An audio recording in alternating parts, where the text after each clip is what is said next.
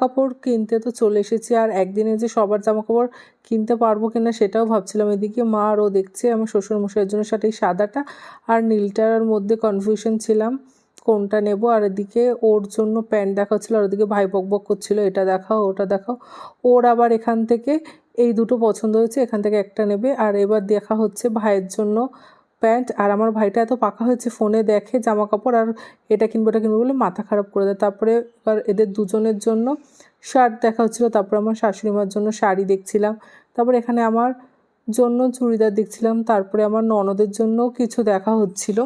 আর এখানে এই 3টে শাড়ির মধ্যে আমার কাছে সবথেকে বেশি পছন্দ হয়েছিল এই পিঙ্ক কালারের শাড়িটা। যাই হোক, নিয়েছে কি নিয়ে সেটা পরের কথা। তারপরে চলে এসেছিলাম ফুচকা খেতে, আর এদিকে বাটিতে ফুচকা পড়ে গেছে।